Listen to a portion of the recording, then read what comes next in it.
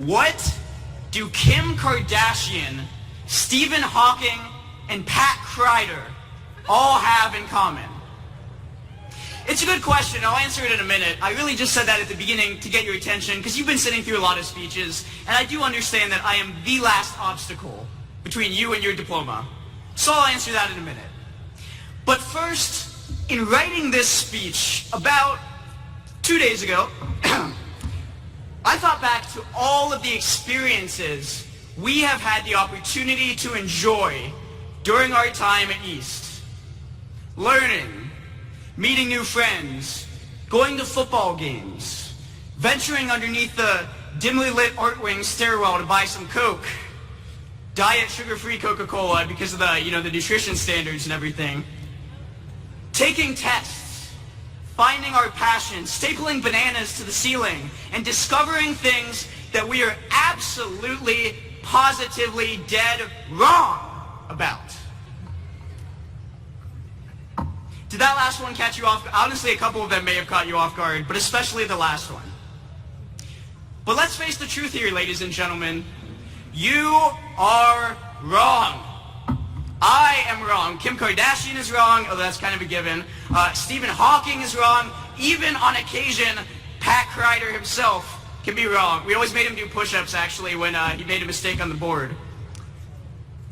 Every single human being on planet Earth is wrong about some things. But the challenge of the human experience lies in figuring out which things those are and changing our mind. For me, my time at Lakota East has allowed me to do this, particularly through our Junior Statesmen of America chapter. In JSA, while I was around people far more intelligent than me, I was wrong quite a bit. I also realized that you do not need to agree with someone to respect them. I learned to approach every disagreement seeking not victory, but understanding. I began to take a whole new attitude about being wrong, relishing it for the learning opportunities it presented, instead of dreading it for whatever effect it may have on one's reputation. I also learned way more than anyone would ever care to know about Ted Cruz conspiracy theories back at the Halloween meeting of 2016, but that's a story for another day. Now, ladies and gentlemen, we live in a society today that some would say is more divided than it has ever been. If you ask me if Abraham Lincoln were alive today, he'd probably disagree, and us with our Lakota U.S. history education, 1860s, probably a little more divided. But it certainly is true that our standard of public discourse right now, it ain't great, fellas. It ain't great. And it certainly is true that increasingly we surround ourselves with echo chambers of agreement. Whether it's the news we watch, the Facebook algorithms that show us only the posts they think we will agree with, or even just the people we choose to associate with on our daily life. But what if we make one simple fix in our lives? What if we actively step out of our echo chamber to engage with those who are different from us and those with whom we disagree? What if we go into every conversation, every disagreement, willing, eager even, to be proven wrong? Imagine the power that it could have. Imagine a world in which instead of being unsettled or upset at being proven wrong, we seek out and embrace the inevitable fact of our wrongness.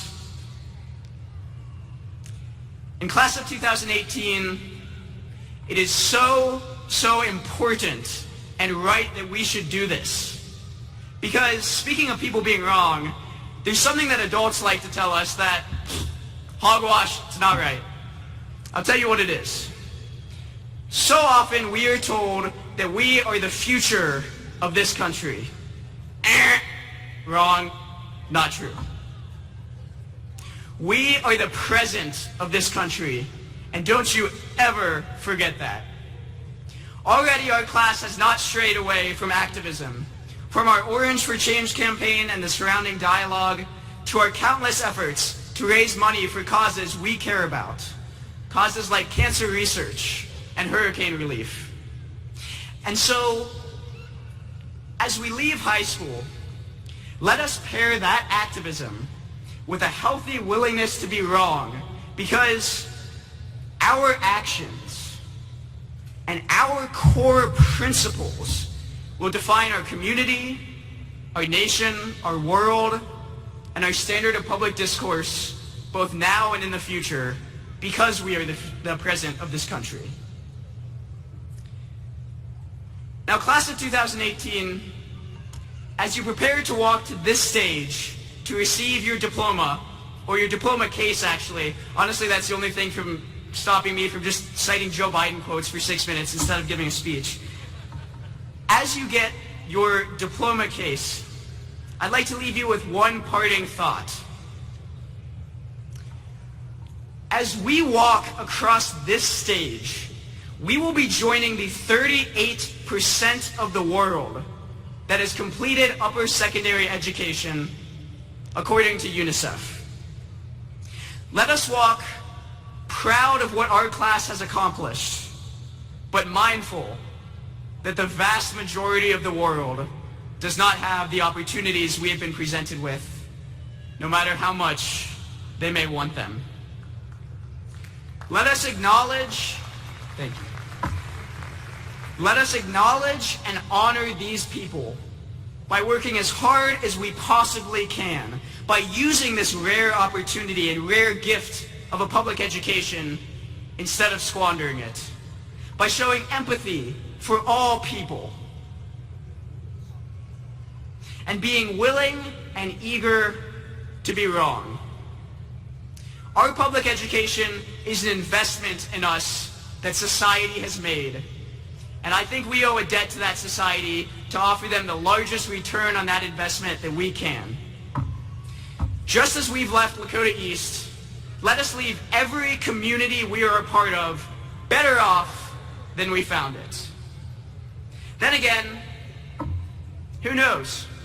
Just like Pat Kreider, where actually is he? Where are you, Mr. Kreider? Somewhere. Just like him, I could be wrong about anything I've said here tonight, literally anything. And I leave you eager to find out. But I think we've heard enough talking tonight, especially from me. And so in the words of the inspirational philosopher and theologian Demi Lovato,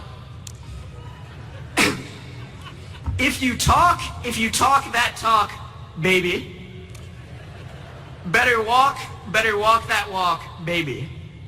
So, babies of the class of 2018, I think we're all in agreement. Enough talking. Let's do some walking across this stage. Thank you.